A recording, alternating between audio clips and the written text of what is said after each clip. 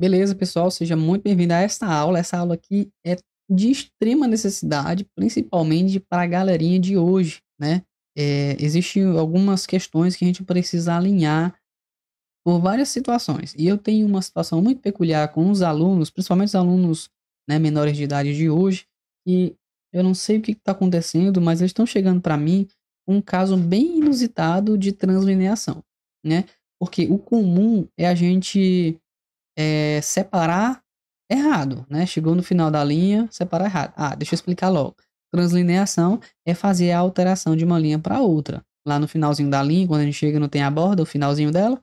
Quando chega lá no finalzinho, a gente não tem que mudar para a próxima linha. Mas às vezes a palavra não cabe naquele espaço lá no finalzinho da linha. Você tem que colocar uma parte da palavra lá, colocar um traço e jogar o resto lá para a linha de baixo. Esse processo é chamado de translineação. É passar de uma linha para outra a mesma palavra. Só que eu estou tendo um caso peculiar com alguns estudantes da rede pública e eles estão trazendo um tipo de translineação diferente que eu nunca tinha visto em relação ao sinal usado para fazer isso, né? Porque o que é comum, como eu vinha dizendo antes, é que as pessoas errem a separação da palavra. E aí, beleza. É só uma questão de reorganizar os conhecimentos de separação silábica e tudo mais das regras de translineação. Mas também eu vi recentemente um outro problema que me chamou muita atenção. Cheguei a conversar com colegas de outros estados para entender melhor se de fato não era eu que estava defasado ou atrasado, mas não. O conceito continua o mesmo, as regras são as mesmas e eu vou passar aqui para vocês exatamente como são. Vou fazer um recorte no vídeo aqui para mostrar para vocês como que os alunos vêm fazendo e é a forma inusitada, além de também alguns erros que acontecem e como que é a forma correta, tá? No papel direitinho, eu vou mostrar isso para vocês. Vou fazer um corte aqui agora para mostrar e depois eu volto com as regras da translineação e de separação silábica, que são essenciais para a gente entender todo esse processo.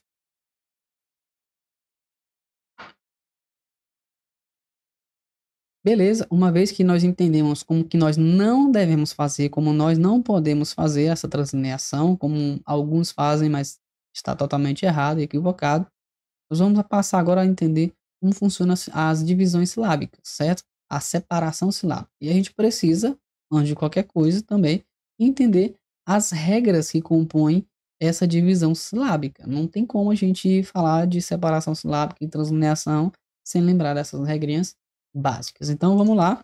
Eu tenho aqui um compêndio de regras, né?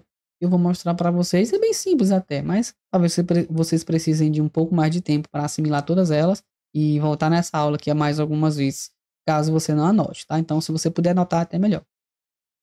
Primeira regra é que cada sílaba deve ter uma vogal, em qualquer hipótese, tanto no início, no final, em qualquer situação, toda sílaba deve ter uma vogal. Ou ela é uma vogal sozinha, aliás, ou ela é uma sílaba sozinha, uma vogal sozinha, tá ok?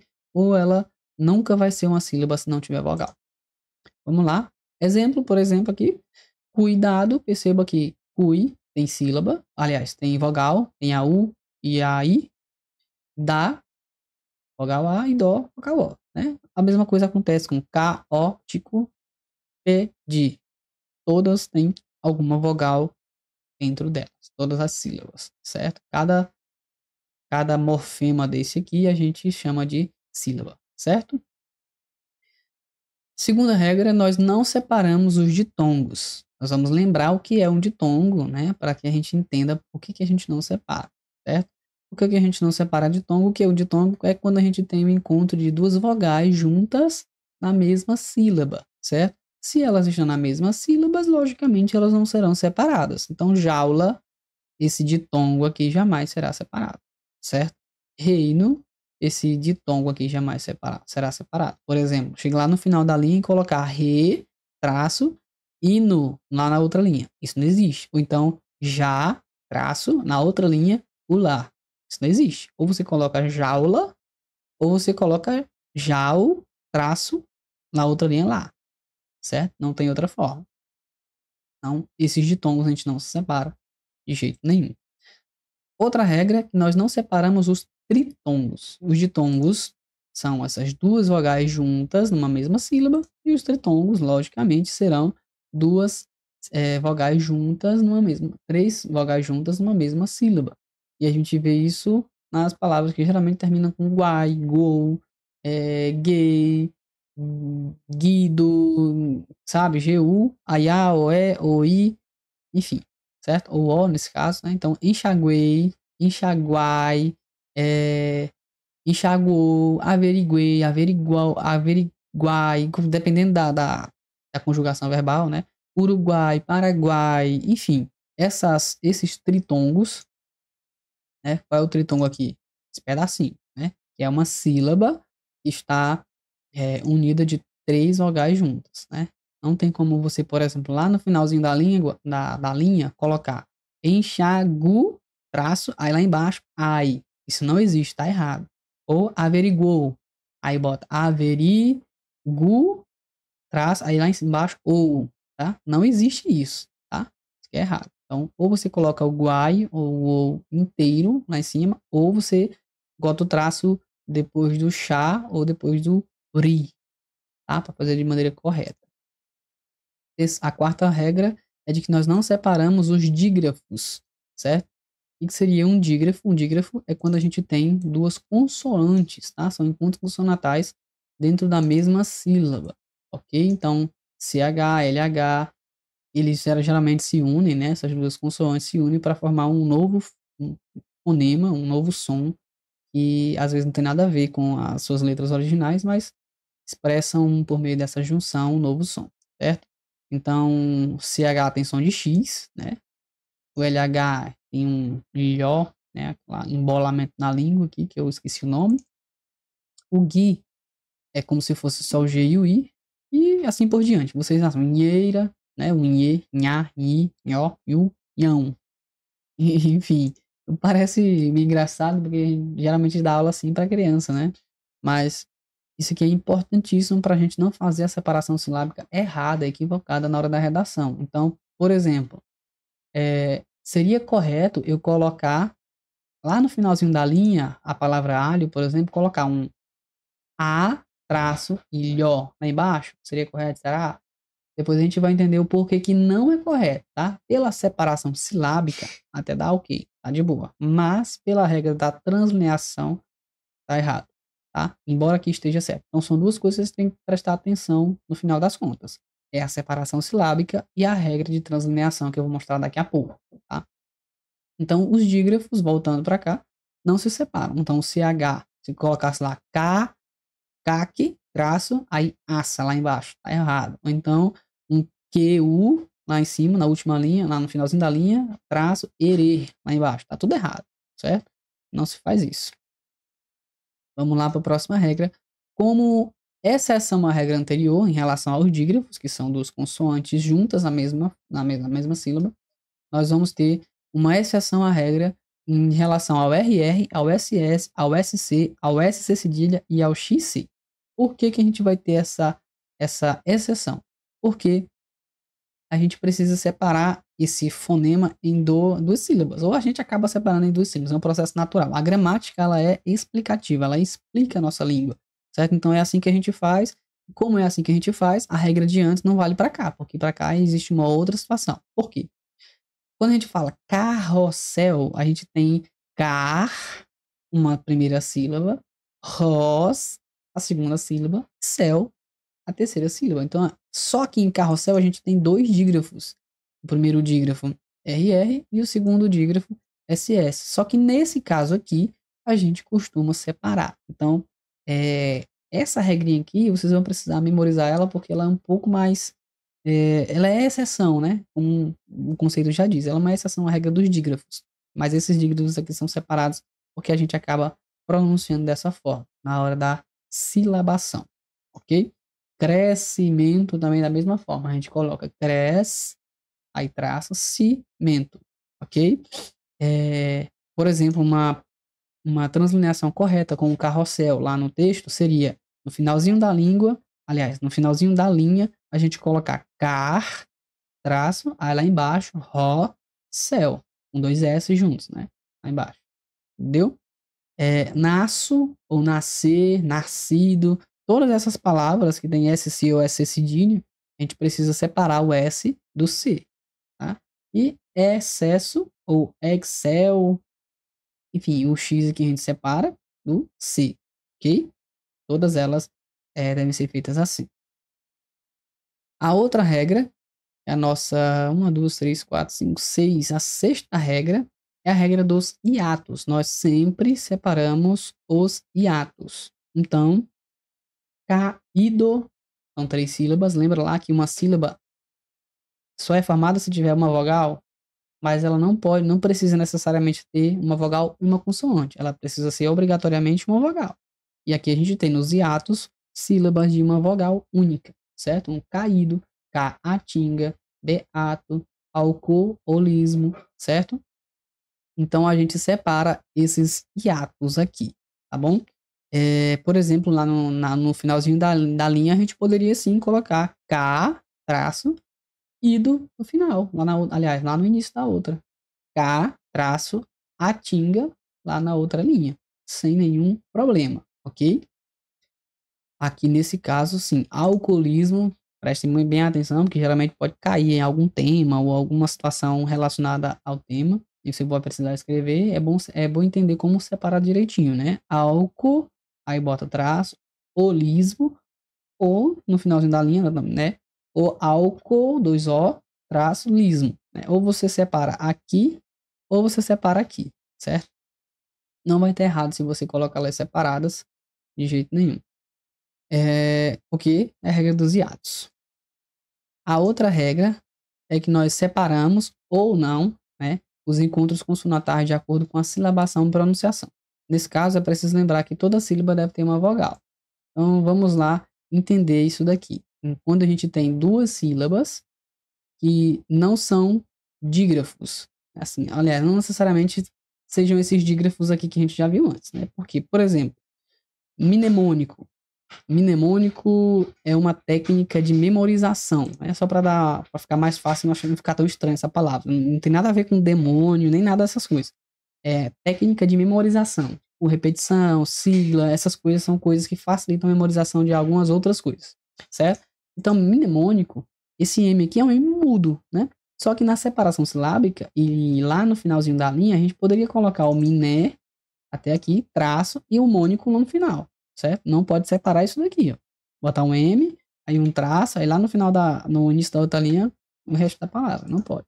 Psiquiatra ou psiquiatria, também a gente não separa esse PSI, forceps, forceps não pode separar também esse PS, tá?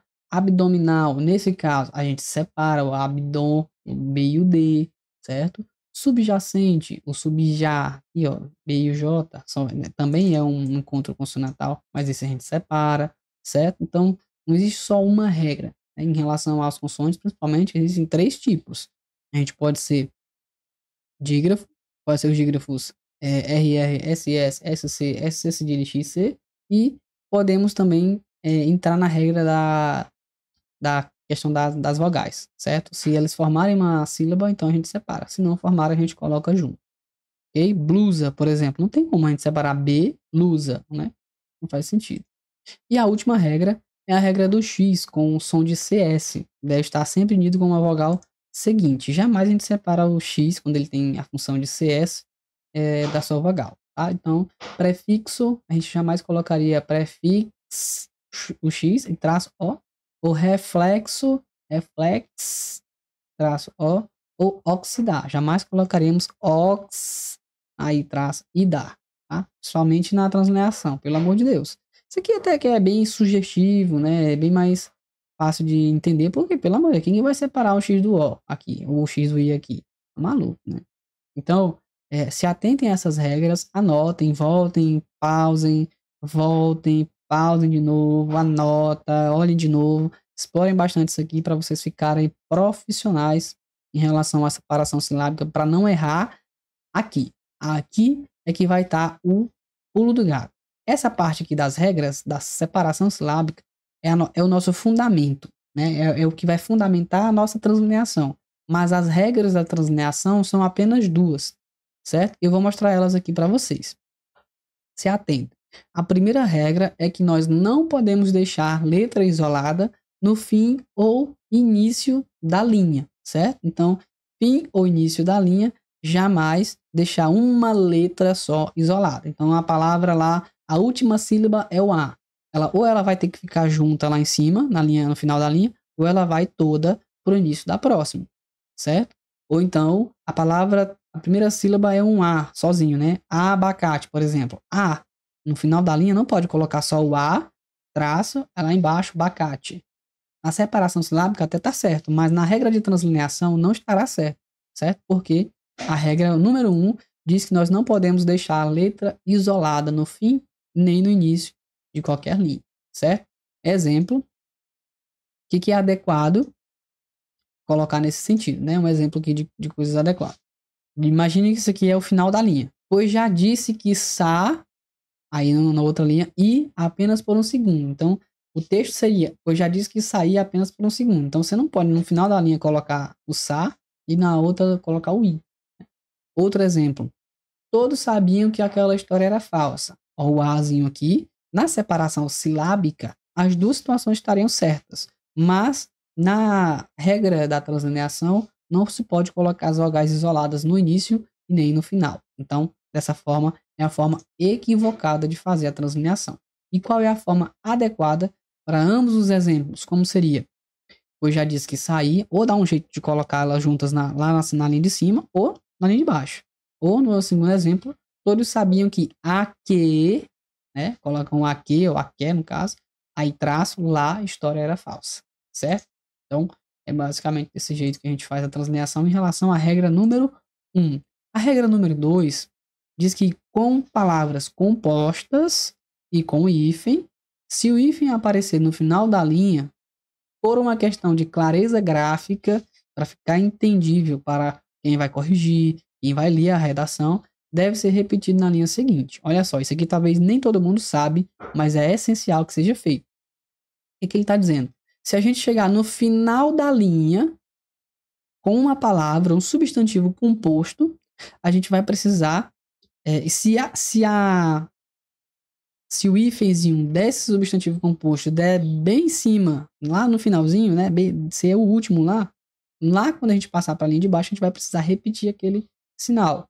Por quê? É um sinal do substantivo composto e um sinal da translineação, ok? Qual é o sinal que a gente utiliza para a translineação? O hífen, que é o mesmo que a gente utiliza para substantivos compostos. Então, a gente precisa, por clareza gráfica, para ficar graficamente claro para quem lê a redação, que ali, além de ser uma palavra composta, também foi separada para a linha de baixo por meio de translineação. Exemplo. Então saí para ver aquele lindo arco-íris que alegrava o meu céu. Vejam que aqui é o finalzinho da linha e aqui é o início da outra linha. Arco-íris, por si só, se escreve separado por hífen. Certo?